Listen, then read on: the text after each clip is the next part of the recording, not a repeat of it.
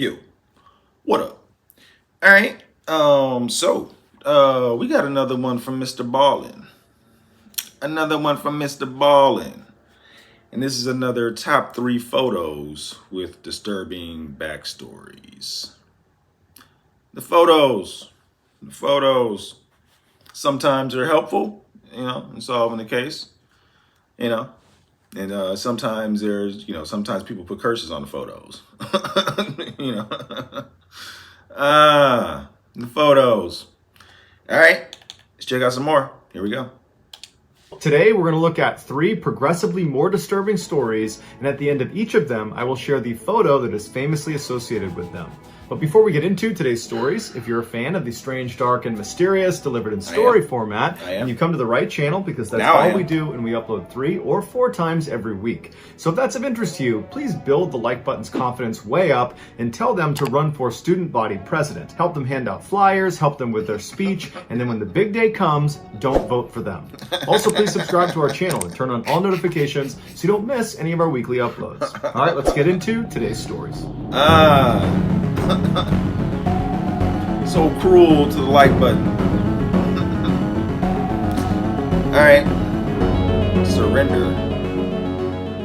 There are 3 waterfalls spanning the Canadian-USA border that combined make up the famous Niagara Falls. They have a max height of about 170 feet at their highest point, and every second, 700,000 gallons of water tumbles over the edge. The rapids above the falls are some of the strongest and most violent in the world, with a max speed of about 40 miles per hour right before you hit the edge. As a result, no one's allowed to boat or swim in the final 3.2 miles of the Niagara River that feeds into the falls. But back in the day, there was no such restriction. On the evening of July 16th, 1853, 3 men were working on a small barge anchored in the Niagara River about a half-mile away from the edge of the falls. Once they were done with work, the way they would get back to shore is by taking a rowboat and taking it downstream to the small island called Goat Island that sits right on the edge of the falls. Now, in order to get to that island, you would have to traverse the rapids. But it was only a couple hundred feet away, and because they worked here all the time, they had traversed the rapids many times before without incident.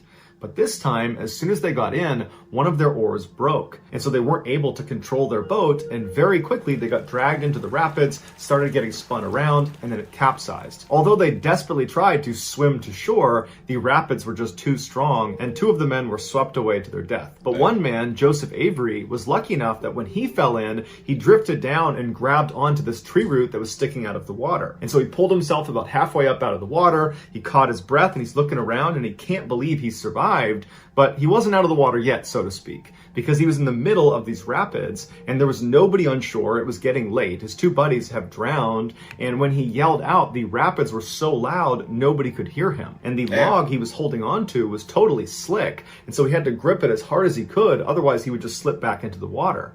And so all night, with half of his body in the water, he gripped onto this branch as tight as he could and just prayed he would survive. The next morning, when tourists arrived, they noticed Joseph out on this log. And they waved to him, and Joseph, who had used all his strength just to hold onto this log all night, was not only fatigued, but also was becoming hypothermic. And he very carefully removed one hand and he waved back. The tourists immediately notified authorities, and a rescue effort was launched. And because it was too dangerous to take a boat and try to drive down to Avery and pull him out that way because he was right near the edge of the falls, what they did is they went up to this little bridge that was upstream of Joseph, and they released rafts and small boats, hoping that one of them, just by chance, would get caught up on that log and he could grab it, and then Joseph could climb in, throw the rope out, and get pulled to shore. But unfortunately, after dozens of attempts, nothing came close to Joseph. Their next plan was to tie a long tether onto one boat and then guide it down the river until it reached Joseph, and this worked. But when Joseph climbed into the boat, it immediately began to capsize. And witnesses would say Joseph stood up, and as he was falling backwards, he threw his hands up in the air like he was surrendering. He let out a final scream and then fell under the turbulent waters, and then seconds later, he was swept off the falls to his death. Here is the final photo of Joseph Avery.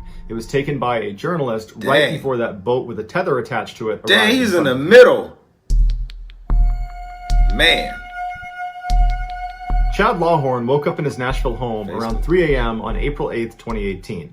He had taken a long flight back from San Francisco the night before, so his sleep schedule was all messed up. Not feeling very tired, he decided to go downstairs to the kitchen to get a snack. And as he was walking down the stairs, he pulled out his phone and he saw a notification from his Venmo account. His younger brother, Casey, had sent him $250, and attached to it was a single word note. It just said, "damages." Knowing his brother had long struggled with his mental health, Chad was concerned he was getting ready to hurt himself, and he had sent him this money as a way to compensate for the emotional toll he was about to inflict on him. Chad didn't even change out of his pajamas. He grabbed his keys, hopped in his car, and began driving the 2 hours to East Ridge, Tennessee, where his younger brother and his mother lived. On the ride there, he called both of them dozens of times, but he never got through. When he finally pulled onto their street, he looked down the road and he saw dozens of police cars and TV crews, and there was yellow crime scene tape all around their property. Chad just stopped the car right in the middle of the road and just stared. And he didn't know how long he was there for, but at some point one of the police officers noticed him and walked up and knocked on his window. And when the officer found out who he was talking to, the news Chad was delivered was far worse than anything he was expecting. 24 hours earlier, Chad's younger brother, Casey, who was 23, was spending the day with one of his very good friends named Avery. They had gone to a comic book store to play Magic the Gathering, and then afterwards they headed back to Casey's house to go to bed. Around 12:30 in the morning, Avery fell asleep on the living room floor, and as Casey was getting ready to go to bed himself, his mother called him and asked if he could come pick her up at the bar. And so Casey begrudgingly agreed to do it. He drove to pick her up, and when he saw her, he could tell she was totally intoxicated. And the entire ride home, she just pleaded with Casey not to hurt himself because it would totally devastate her if he ever did that. Casey hated when she talked to him that way, and apparently she did this all the time. When they got back to the house, Casey dropped his mom off, and then he went up to his bedroom where he retrieved a rifle he had stolen from a friend. And then he paced around his room for a while, getting mentally prepared for what he was about to do. And when he felt ready, he left his room, he went downstairs to the living room where Avery was still asleep on the ground, and he placed the rifle up against the side of his head, and he fired one shot, killing his friend instantly. Once he was dead, Casey went upstairs to his mother's room. When he got to the threshold of her room, he pushed the door open and it was totally dark, but he could tell his mother was still awake in her bed. He raised his rifle and he fired, except the gun didn't go off. It jammed. His mother, because she was so intoxicated, did not hear the shot ring out, and she didn't really know what her son was doing in the doorway, so she did not raise any alarms. And so Casey just turned around, walked into the hallway where there was light, he fixed the jam in his gun, he turned back around, and this time his mother was now out of bed because the family dog was barking like mad, and so his mother was trying to calm the dog down, and she looked up and saw her son standing in the doorway carrying a gun, and so she just kind of froze and stared at him, and that's when Casey, without any hesitation, raises his rifle and fires 2 shots, and then his gun jams again. Now, neither of those 2 shots were fatal, although one of them did strike her in the arm. And even though she was intoxicated, she was now fully aware her son is trying to kill her. And so she's screaming at him, "Why are you doing this? You're killing me!" Casey was totally unfazed. He flipped on the lights, he fixed the jam, he re-aimed at his mother, and his mother, who was still just standing next to the bed, looking at her son, wondering why this was happening, and Casey just aimed and took 2 shots, and these would be fatal. After that, he went downstairs and robbed Avery, and then he hopped in his car and he drove all the way to Mississippi, where within 24 hours, he would take his own life. We know all of these details because shortly after he committed these crimes, Casey posted a lengthy confession to Facebook detailing exactly what happened and what he did. This is a screenshot of the actual post. It's extremely graphic and it's since been removed from the social media platform. In his post, Casey says he feels extremely bad for his older brother Chad because he knows this is going to be extremely hard for him, and he encourages people to help his brother during this insanely difficult time. While he doesn't provide a specific motive for why he committed these crimes, he does say at the end of his confession that he's been thinking about murder a lot lately and wanted to know how it felt. But after doing it, he says he barely felt anything at all. Just do it to yourself. Just do it to yourself. In Leave everybody else 1996, alone. 28-year-old Paljor Tawang was offered the opportunity of a lifetime. Born and raised in a valley at the foot of the Himalayas, he was chosen to lead the first ever Indian ascent of the north base of the highest peak in the world, Mount Everest. He had left school after the 10th grade and joined the highly competitive and prestigious Indo-Tibetan Border Police. Created in 1962 in response to their domineering neighbor, China, the Border Police specialized in high-altitude landscapes. They had to, given that the boundary between India and China ran through the very rugged Himalayan mountain range. 12 years after joining the Border Police, Paljor was an expert climber and very well liked by his peers, making him an obvious candidate for one of the Border Police's most ambitious missions to date. While Paljor's mother was full of pride for her son's work and accomplishments, he didn't think she would be very supportive if she knew how dangerous the mission he was going on was. And so he told her he was climbing a different mountain, although she would find out through friends where he was actually going, and she would plead with him not to go, but Paljor was not about to change his mind. He was excited and he was confident. In May of that year, Paljor said bye to his family, and he and the other hikers set out on their journey. At first, it went extremely well. The weather was perfect, and the men seemed to be having an excellent time. But their luck would not hold. The team's final assault on the north face of Mount Everest was marked by mistakes, bad decisions, and very bad weather. According to the official report on the ascent, those problems started on the morning of May 10th when Paljor and the other 3 climbers woke up late. Instead of leaving base camp at 3:30 a.m. like they were planning to, they didn't leave until 8 a.m., so 4.5 hours late. Making matters worse, the weather continued to deteriorate with a blizzard moving in, creating near zero visibility. But even under the best of circumstances, Mount Everest is still a force of nature. The summit may be covered in colorful ropes and flags and climbers with their high-tech, shiny, beautiful gear, accompanied by a small army of Sherpas, but the outward appearance of commercialization is deceptive. Since 1924, at least 300 people have died on Mount Everest. Damn! The death-to-summit ratio 300? is a staggering 4%. The extremely high altitude, Everest reaches 5.5 miles into the sky, not only makes physical exertion extremely difficult, it affects your judgment and decision making, and not in a good way. Climbers and scientists have a name for the final half mile of Mount Everest. It's called the death zone because literally, while you're up there, you're dying. Oxygen is so limited up there that your cells just begin to die, and extremely fit people will have heart attacks and strokes and experience debilitating altitude sickness. The conditions are so severe that people have died from exhaustion just standing in line waiting to reach the summit. But one of the biggest killers in the death zone is something called summit fever. When you get to that point in the climb, you are so close to reaching your goal. People will disregard safety and keep going on when really they should turn around and go back. Paljor and his 3 teammates were given strict orders to turn around at 3 p.m. if they had not reached the summit yet. But because of their late start, when 3 p.m. rolled around, they were not at the summit, they were in the death zone. One of the climbers who was with Paljor was the commander. The death zone. And so at 3 p.m., when they were supposed to stop and turn around, he was at the very back of the climbing stack. And so he stopped and he yelled up to Paljor and the others and tried to get them to stop too so they could go back down, but either they didn't hear him or they just ignored him. Already suffering from frostbite and totally exhausted, he could not go any farther, so he grabbed his radio and he tried to hail them to tell them to stop and come back, but they didn't pick up their radio. And so the commander, after waiting for a few minutes, knew he had to go back down. You gotta go back. So he turned and began the descent. About 30 minutes later, the commander's radio crackled on again, and it was Paljor and the others. And they were informing him that they were going to make a push for the summit. They were about an hour away. And the commander said, "Stop, turn around, I'm ordering you to come back down. The weather is only getting worse." But whether they were suffering from summit fever or overconfidence, we don't know. But regardless, they refused. Frustrated and terrified for the other climbers, the commander just continued down the mountain.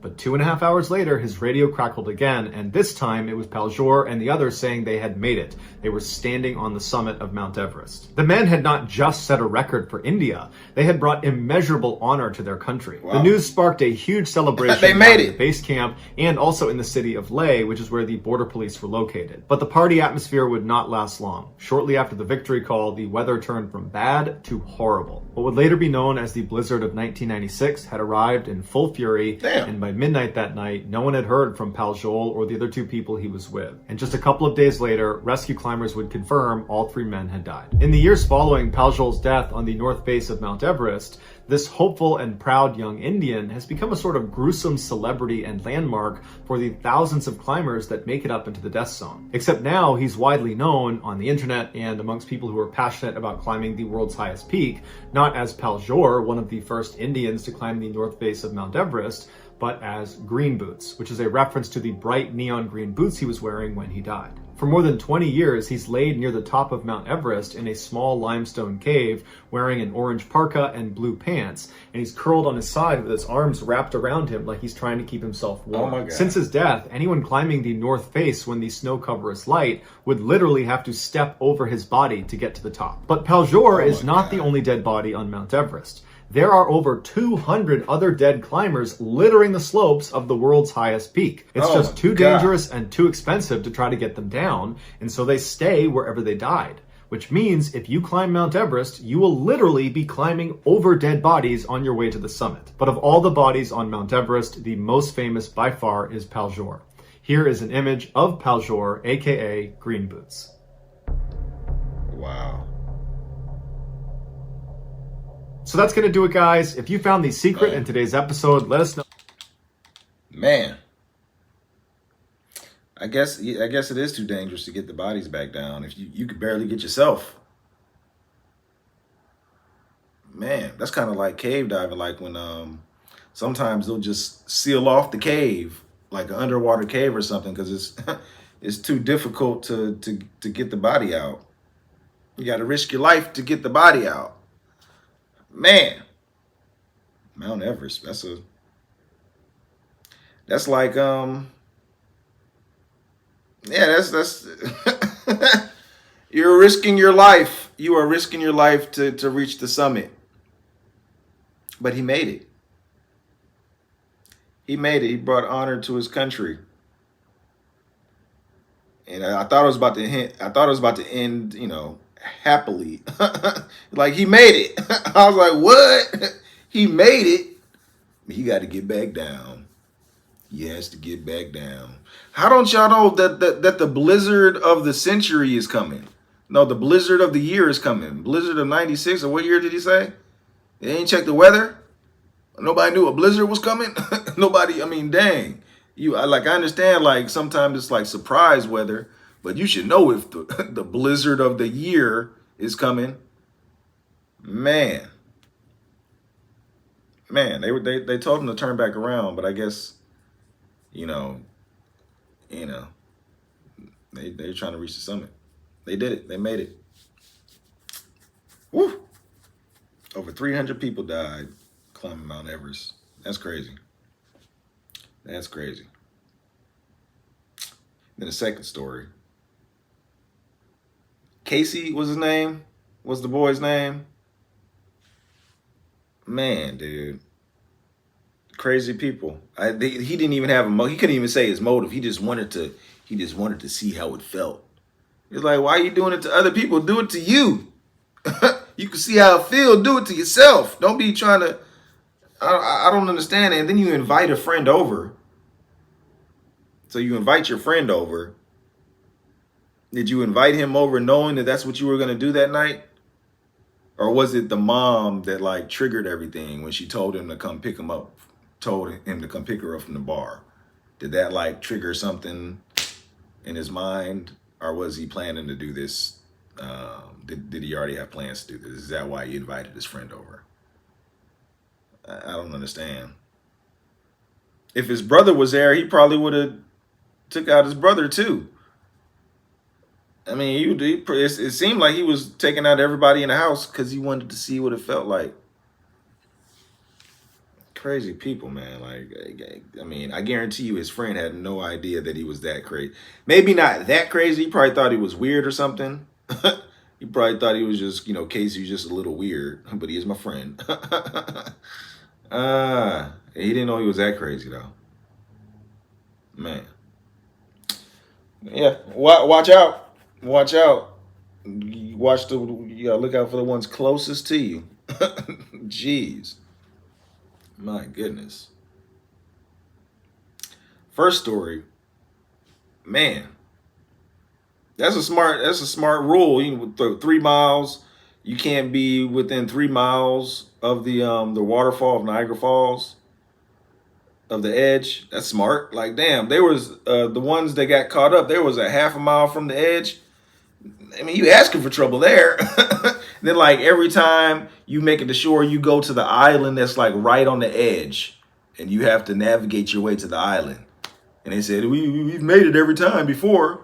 Yeah, he's bound to miss it once. I mean, it's bound to go bad at least once. And if it goes bad, it's gonna go horribly bad, just based off of the environment you're in. You in the rapids. And then the picture showed him like in the middle.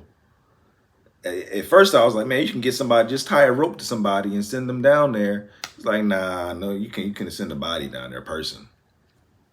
The rope would have snapped, or they would have got drug under or drowned or something. Man. Yeah, I wonder how many people have like got caught up in Niagara Falls and went over. Is it similar to Everest? 300 people, 300 around since 1924, 300 people have died in Everest. I wonder how many that is with Niagara Falls. It's probably way less. It's probably way less. Man, yeah, the photos, the photos.